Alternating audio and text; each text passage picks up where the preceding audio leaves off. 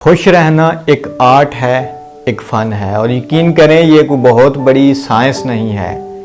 इसका एक बहुत ही सादा सा फार्मूला है और इसका तल्लक बैरूनी दुनिया और आपके हालात से ज़्यादा आपके अंदरूनी हालात से है। और ये खुशी इतनी सस्ती है कि आपको झोंपड़ी में बैठा हुआ एक शख्स बहुत ही खुश नज़र आएगा और बाज़ औक़ात ये खुशी इतनी महंगी होती है कि बड़े आलीशान मुहल्लात में रहने वाला भी इसे नहीं खरीद सकता। इस वीडियो में हम बात करने जा रहे हैं कि हाउ टू लिव हैप्पी, कि हम खुश कैसे रह सकते हैं, कि दुनिया के हालात में अपने आप को खुश कैसे रखा जा सकता है। वीडियो पर तशरीफ़ लाने का शुक्रिया। मैं हूं हसनैन चौधरी और आप देख रहे हैं मेरा यूट्यूब चैनल फैक्ट फाइल। दुनिया के फैक्ट्स पे वीडियो बनाने का हमारा ये सिलसिला जारी है। अगर आप नए हैं और आपने चैनल सब्सक्राइब नहीं किया तो ज़रूर कर लें ताकि आइंदा भी आपसे मुलाकात होती रहे। चलते हैं जल्दी से अपने मौजू की तरफ कि कैसे खुश रहा जा सकता है, उसका फार्मूला क्या है, क्या साइंस है। तो अगर हम बात करें कि खुश रहने का फार्मूला क्या है तो उसमें से जो सबसे पहली बात यह है कि अल्लाह से अपना तल्लक मजबूत करें, अल्लाह से लो लगाएं और यकीन करें कि ये खुश रहने का वाहिद सबसे बड़ा फार्मूला है। खुदा से गुफ्तगू करें, अपनी हालात, अपनी मुश्किलात, अपने अंदर की कश्मकश, इज़्तिराब खुदा के सामने रखें।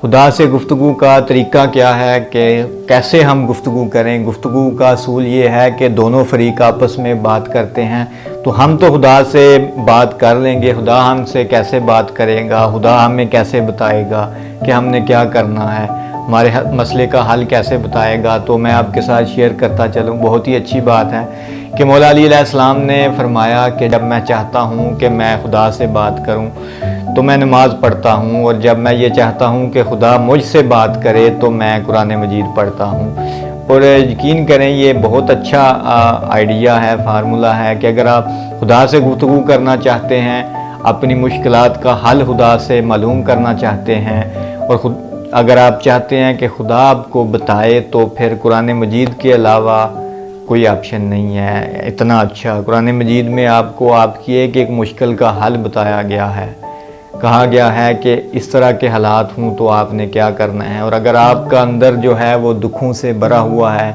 आप परेशानियों में गिरे हुए हैं, आपको कोई रास्ता नज़र नहीं आ रहा, तो फिर आपने क्या करना है, खुदा से गुफ्तगू करनी है। खुदा को अपने दुख बताएं, अपनी मुश्किलात बताएं, नमाज पढ़ें, खुदा से राज़ो न्याज करें और ये खुश रहने का बहुत ही बड़ा फार्मूला है।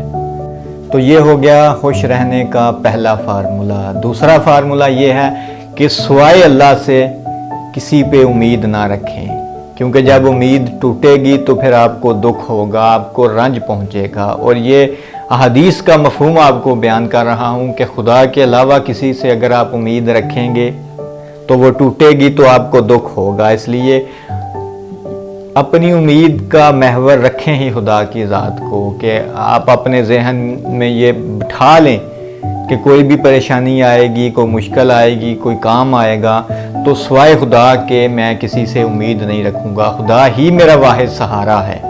अगर आप इस यकीन की इस मंजिल पे पहुंच जाएं तो यकीन करें कि सारी ज़िंदगी आपको किसी से गिला नहीं होगा, शिकवा नहीं होगा। इस पे मज़ीद किसी दिन पूरी एक वीडियो बनाएंगे और तफसील से बात करेंगे कि ये कैसे मुमकिन है। तो आज के मौजू में जल्दी से मैं अगले ही बात पे चलता हूँ, खुश रहने के तीसरे फार्मूले पे। तो खुश रहने का तीसरा फार्मूला ये है कि अच्छे काम करें, दूसरों की मदद करें, practice regular act of kindness. और यकीन करें कि किसी की मदद करते हुए जो खुशी महसूस होती है, जो उससे ज़्यादा खुशी महसूस हो ही नहीं सकती। वो एक अजीब सी खुशी होती है, एक राहत, एक सुकून। आप मदद करके देखें, किसी बेसहारा का सहारा बने, किसी बेआसरा का आसरा बने, किसी यतीम के सर पर हाथ रखें, किसी बेरोज़गार को रोज़गार दें, अपने पैसे से, अपने वक़्त से दूसरों की मदद करें।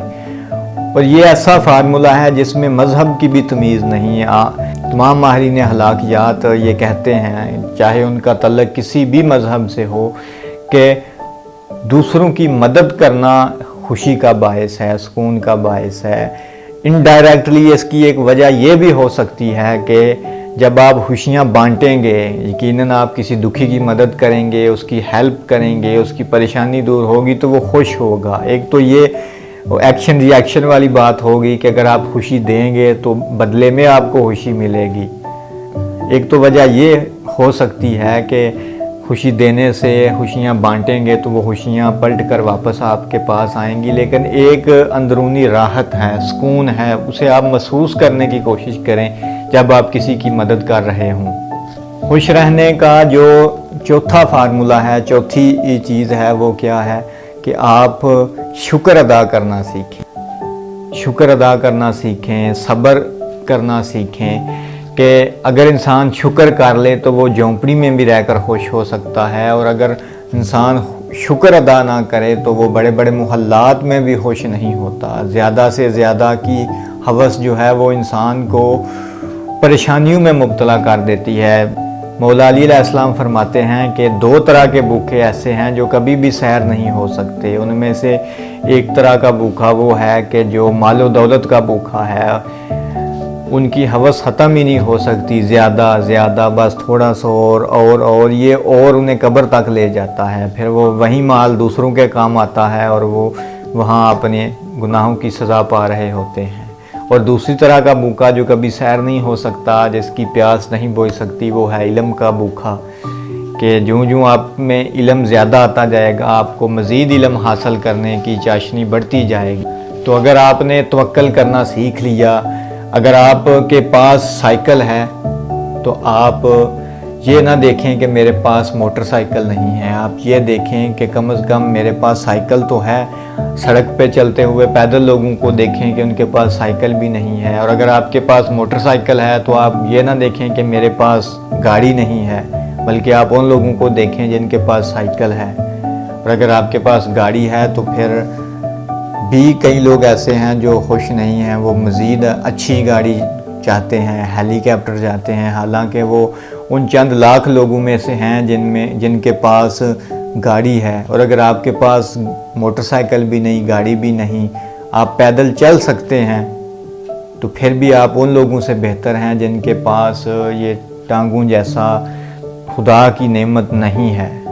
تو شکر ادا کرنا یہ انسان کے خوش ہونے کے سیٹسفیکشن لیول کو بڑھاتا ہے اور یہاں ایک اور بات بھی ہے کہ اگر آپ کے پاس جو ہے اس پہ آپ راضی ہیں، خوش ہیں، تو پھر خدا آپ کو اور عطا کرتا ہے اگر آپ شکر ادا کرو گے۔ خدا قرآن مجید میں فرماتے ہیں کہ اگر تم میرا شکر ادا کرو گے لا ازیدنکم، تو میں تمہاری نعمتوں میں مزید اضافہ کر دوں گا۔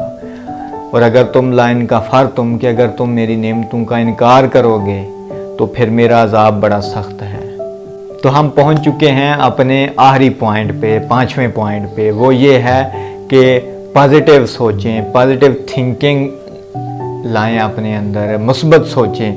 اس کی مثال آپ کو یہ دے سکتا ہوں کہ اگر آپ کے سامنے پانی کا ایک گلاس پڑا ہوا ہے، وہ آدھا بھرا ہوا ہے اور آدھا خالی ہے، تو بجائے اس کے کہ آپ یہ شکوہ کریں کہ یہ آدھا خالی کیوں ہے، آپ شکر ادا کریں کہ شکر ہے اس میں آدھا پانی تو ہے۔ پازیٹیو تھنکنگ یعنی کہ آپ دوسروں کی اگر کوئی غلطی کرتا ہے تو سوچیں، بجائے اس کے کہ اس کو آپ سزا دیں، آپ یہ سوچ سکتے ہیں کہ ممکن ہے وہ کسی پریشانی میں ہو، اس وجہ سے یہ غلطی ہو گئی ہو۔ یہ پازیٹیو تھنکنگ ہمیں بہت سی پریشانیوں سے نجات دے گی۔ منفی سوچ کو ذہن سے نکال دیں کہ اس میں کوئی سازش ہو سکتی ہے، فلاں بندہ میرے خلاف سازش کر رہا ہے، یا میرے ساتھ یوں ہو جائے گا، وہ بندہ جو ہے وہ مشکوک ہے، اس کا یہ عمل مشکوک ہے۔ اس کا مطلب یہ نہیں کہ آپ پازیٹیو تھنکنگ کہ آپ لاپرواہ ہو جائیں یا بالکل سوچنا ہی چھوڑ دیں، بلکہ پازیٹیو تھنکنگ بھی ایک بہت بڑا فن ہے۔ اس پہ مزید کسی دن بات کریں گے، فی الحال اتنا ہی۔